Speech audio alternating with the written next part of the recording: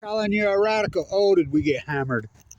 I mean, what a storm. So, I want to talk about that incredible game that the Weber State basketball team last night. And will this be Rashid Shaheed's last game with the Saints? He capped it off. If it was another long touchdown. So, I think it's important, needs to be said. People need to get on this. Sports writers, they're not going to get on this. I mean, it's just the echo chamber. You don't get anything really good, deep sports writers anymore. Anybody that dives in, that's embedded and does work. Rashid is undrafted. He's in the Pro Bowl. Rashid is making the minimum. Will this be his last game in New Orleans? Well, he's got a 2-year practice squad rookie deal. Playing for the minimum. Well, get this. The Saints have an option on the third year. They can time up for a third year at the league minimum. Are you kidding? Has any player ever made the Pro Bowl playing for the league minimum? Undrafted? I don't know. I can't think of one.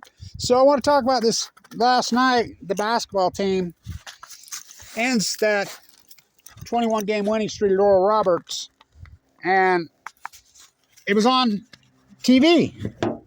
It was on CBS, and so, my furnace went out at my house and my water heater. I mean, insult to injury with me. It's been a hell of a journey. So I was over at my daughter because I don't have a TV, and so I watched it. And I usually just listen to Clouky. I listen to Clouky on the radio, too. I can listen to two teams do the broadcast at the same time. I love Clouky's work. So I don't think I had a 1995 flashback when I worked for Coach Baglin. So I saw it with my own eyes. I'm like, this is a 95 flashback, which I consider the greatest team Weber State ever had. Ruben Nemhart, Jimmy DeGraffeney, and crew. And I'm like, they're getting that lead. Dillon Jones, who's always the second half. You guys were commenting, don't worry. They made that run. How about Two's first half? Oh, my God. I can't believe his evolution as a player. It blows my mind. So I'm like, no, Dillon Jones is always second half. He'll show up. And remember, he was doing this with a sore knee. He just had 20 in the second half, that's all. And when they needed it, they're having a little trouble inbound. I had a Jerry Carding on the bench as a freshman, Sieglin, that, in fact, the North Dakota famous game where they had by 7 in the Big Sky Championship game and somehow lost, couldn't inbound the ball. I'm like, oh, God, at the end of that game, because urgency, players that playing with urgency like that great guard with Oral Roberts just started boom, boom. That's a tough situation. But they called timeout. Eric and Justin says, give the ball to Dillon. That's it. Just give the ball to Dillon. So they did. He ain't going to turn it over. And they fouled him. He knocked down all 4 free throws.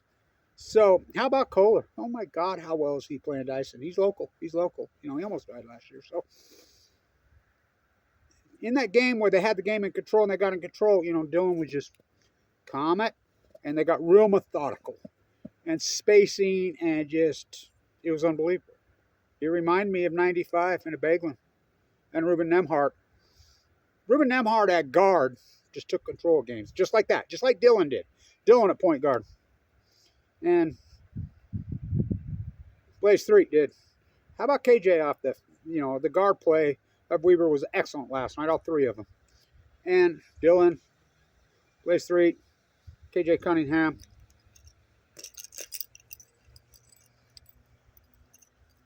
So they got all methodical, and so CBS Sports does an expose on Damian Lillard, and I'd never been so thrilled. I was like, oh my God. So there's a selfie out there, and I'm sure it's Damian's Lillard selfie. He took a selfie with Mr. and Mrs. Freeze, who Kevin Blanch, the greatest Weber State, not basketball. No, that belongs to those two. And they put it on there, and it was Lillard holding the camera. It was a selfie with Ralph and Donna Freeze. That's who I sit with. So I'll post and tag the picture on the thumbnail that I have that I took at Ronna Baglin's wake. She passed away this year.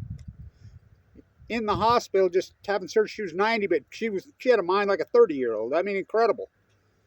Such fans. And was it a doctor error? Yep. Complications in surgery. She passed away. Very heartbreaking. So I have a picture with them, and I dug it out to show Mr. Freeze Ralph. He's 95, mind like a trap. If you was to ask Damian Lillard, you come into this arena, you come around here, you walk up to your number one fan. Oh, he'll walk up to him. She's passed. Probably Dillon Jones too. Might come to me, but I don't know. But so Mr. Freeze and I were talking. I showed him that picture that I have clear back Begman, and he got all teary-eyed. And so I was nervous. So they showed a couple photos. They showed the photo of Lillard playing against the great Anthony Johnson in that incredible, famous game, which I've dedicated the season to Anthony Johnson because he's died tragically way too young. He's passed away at 37 years old of a stroke at his little girl's birthday party.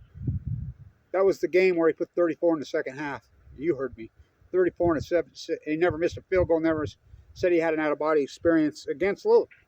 And so, but that picture, Mr. Freeze tells me, long, long, long ago, we were always talking basketball, he and I. And he says, you know when I became a Weber State basketball fan? 1959. Yeah, that's right when they moved up to the Swenson, huh? Yeah, they're in the Swenson. He says when Garner down at University of Utah refused to play and take Alan Holmes.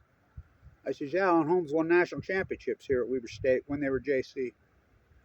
He says, that's when I became the Weber State fan, 1959. I says, well, you got me by a hair. Because I was made in 59, but I wasn't born till 60. And he's been here ever since.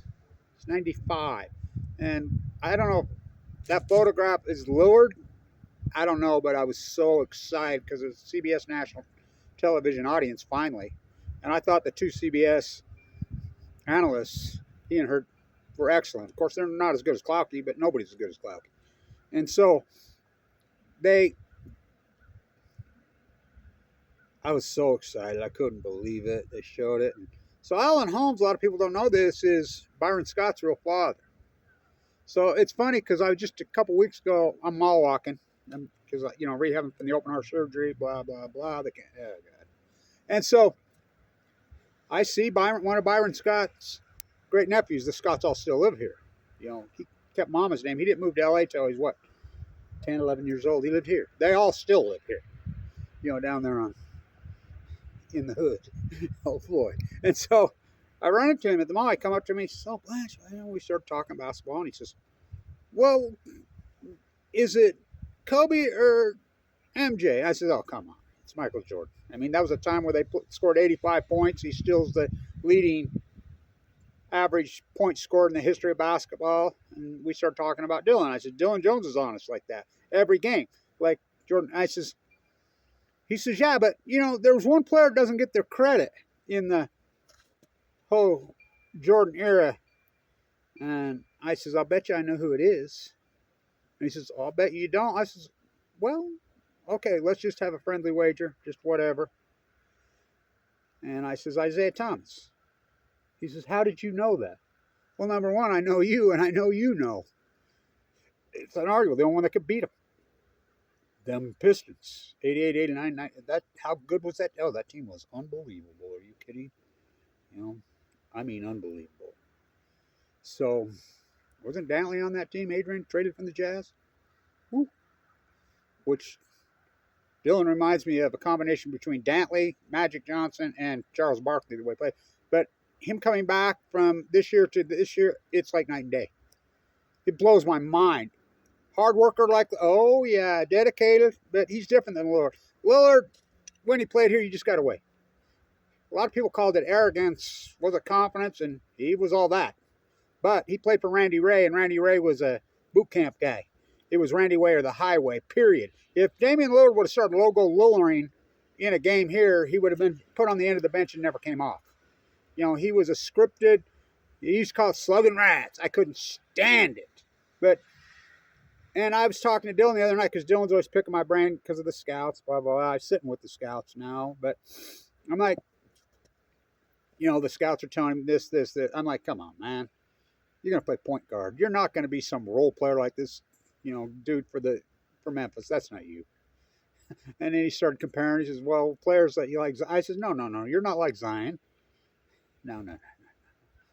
No, I mean, the book on him, not a great, yes, he is a great 3-point shooter. You're not paying attention. And you don't think the Oral Roberts coach knew that? Pushed that perimeter, so he just took over underneath. You know? And his evolution as a player blows my mind. Now, I was all over Lillard from day one. Day one, and I just kept my distance. You know, everybody did with Lillard. You didn't want to talk to him. You know, he was, you didn't have to pep talk that dude. Oh, hell no. Arrogance, confidence, well, it doesn't look like arrogance now, does it? You just stood back and got out of his way and let him do his thing. You know, and Randy Ray never let him logo Lillard until that game up, his last game up there in Montana, the second championship up there when he finally, when the game was over, they were beaten, he just started knocking out. But he could always do that. And so then he got, you know, he played in the Nike League, so they knew about him. But then it was after the season was over. I was telling them, no. After the season was over, they started to work him out, you know, and they're like, oh my God, you know, when he stands out there at 35 feet and drops, you know, 9 of 10 3-pointers in a row, leading free throw shooter in the country, but he worked at it, and he got no love here. He got no media here, none. Jimmer, he did for me. He did from us at KWCR, and when we had a radio station, Ogden, the school, it's gone. I got cancer, as you know, in 2011, so came back for his Texas Arlington game. But Dillon's different. Dillon Jones, when he first come in the league, it was Mr. Freeze who told me when he's a freshman, he says, Kevin, get Dillon over here. And I'm like, Dillon, come here. Have you met? And I introduced him. And he's a freshman. And I'm standing right there, and Mr. Freeze is telling Dillon, you know you're better than Damian Lillard at this point in your career. And Dillon's like, what? What are you talking about? And I'm like, I'm thinking to myself, I don't know about that. No, he says, I'm here to tell you I know. I know. You're better than him at that thing. And you can ask Dillon. It's a true story. Now, I thought Dillon was a good player, but I didn't. He wasn't Lillard. He is now. He's evolved. And so he's evolved. I mean, blows my mind the way this whole team's evolved. So I call it the trifecta because they all room together. They all live together. They've all stayed together. Tu, KOELHER, and Dillon. They've been together the whole time. They've stuck together. You watch those three players evolve. What a trifecta that was last night. What a second half Dillon Jones had last night, huh? He's all that on national television. And I had a 95 flashback. I really did. Whatever. Left, Jarek. So that was a big time win. Even that whole thing at the end. But Eric was smart enough to call timeout and say, okay, steal the ball, knock down 3, steal the ball. They were ahead by 11 points with 45 seconds to go. They had a chance to tie it. Finally calls timeout. And so just give the ball to Dillon. He turned it over, and they fouled him, and he knocked down all 4 for 4. It was big time. This team's good, really good. You know, you think, well, this Oral Robertson. Oh, yes, they are. I mean, at home. I mean, home court is so big time in basketball. By the way, I saw University of Utah took Arizona on the road to overtime. They're good. You know, all these Utah teams are good. How about Montana State? I know Danny personally. He and I used to go to March Madness together way back when he was a young guy, or after he got done playing at Montana State. He's at Utah State now. Whew, are they good? What a coach he ended up being. He was a hell of a player. So, anyway, what a snowstorm. So, will Rashid Shaheed remain a Saint? I hope not. I'm like, God, please trade him to where he can be a featured player, which he deserves to be. He deserves to be the number one guy. You know, and his friend, the rookie from San Diego also, that dude's awesome. You know, the Saints are such underachievers. Well, I don't like that coach. But anyway, I mean, that Saints team's loaded. And now, you know, how they did in the playoffs blows my mind. But Rashid, I'm hoping they trade him. A player of this caliber playing for the league minimum? What? And I'm just showing all my signed stuff I have from Rashid. In fact, I have Pete Rozelle, Weaver State football. I'd say for years and years. And wouldn't let anybody ever sign it. I video it, and I had Rashid sign it. And we were just talking to my grandsons. I says, there isn't a lot of Rashid game stuff signed while he was here. You know that table signing where you sign something? You can have all that shit. I got it. I mean, because I was standing right there, and I talked to him and visit with him, and you have long conversations with my grandsons. Nobody was on him. Nobody after the games were even talking to him. There was no media with the camera, you know, and I would visit with him and get him to sign stuff. Like when he broke the all-time record up there, I was at that game. After the game, hey, sign, my ticket, and he did. Well, I said, no, I ain't selling anything. I don't sell. I'm not into. I really don't give into the money regime. I mean, I need enough money, and I used to always tell those guys, don't forget about me when you're rich and famous. That's okay. I'm not into the profiteering. I'm into survival. And so, what a storm. And so, I'm hoping Rashid gets traded and dealt, and he can get a real contract. I mean, he's not guaranteed. You think, oh well, the player minimum 750,000, he'll jump up to 875. But now remember how short these guys' careers are. I mean, the average NFL career is so short, and they're not guaranteed contracts. You get hurt, you're done, which is outrageous. And he's a practice squad guy. He never got drafted. You think about his story, like my story with leukemia. He's on the camp at the same time. I'm so sick, dying. What comebacks? His story blows my mind, actually. Jay Hill turning that motor around, my cancer, the whole evolution in time. Sports metaphors matter. Basketball metaphors matter. So the picture last night with Lillard holding that selfie, and that's when Lillard was playing. Because he's got his jersey on with, the freezes. And she's passed away. I'll post that picture because, nobody around here gives us any of us fans any credit. That's the problem. That's why this building's, the crowd is so low here, it blows my mind. And the tickets are dirt cheap, and people don't go. When, Utah State's drawing 10,000 a game, BYU's drawing 19,000 a game, University of Utah's even drawing 7,000, 8,000 a game. They're lucky if they get 3 or 4. Why? Because they don't give a shit about the fans around here. They used to, so I was so thrilled when that picture went up on national. I was like, oh my God. And I'm thinking, well, Damien had to send those pictures because I don't know who got that picture, but it's Lillard holding a selfie, taking it, because I've never been a fan of what Lillard's done with his money. He's everywhere and everything. He's so filthy, stinking rich his advertising deals, but his game, forget it. In the NBA, it speaks for itself. When they got to be 75 grand, like, no, that's a prima donna. That's way too soon. He shouldn't be there, but they got it right. He's all that as the player, but he was here, but he never got cut loose, and Dillon Jones is a different thing. Dillon Jones blows my mind. I named him right when I named him Dillon Magic Jones, and I run it by him. I said, that's what I'm going to call you. I've been calling him DMJ. And do you like it? Yeah, I like it. He says, really going to make my head swell. I says, like the rest of you. He just gets bigger and stronger, and he's developed his game. At the rim, he's Dantley. He's Barkley at the rim. Rebounding, double-double machine. Well, assists. When you lead the conference in steals, assists, rebounds, and points, who can ever do that? Oh, he does.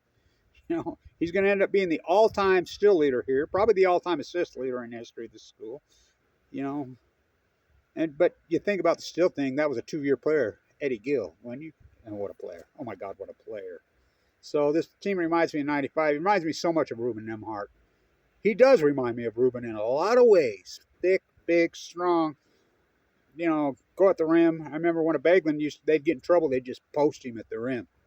He was something else. That heartbreaking loss. I was at that game, 95 when they beat Sean Resper and Michigan State because Heathcote coached at Montana, remember? And wasn't that in the old Swenson last game, the Swenson gym, I think it was a double-triple, and that was Heathcote. And I think Michael Ray Richardson was on that team, and it was heartbreaking in the old Swenson. They paid him back all those years. Remember, they were huge underdogs. And they smoked them, and then they played Allen Iverson and Georgetown. They had that game won. Ruben missed the front end and 1-1. I remember the great Joe Bass, who's getting ready to retire. Clocky gave him a call out. Magic Finger, he's so good.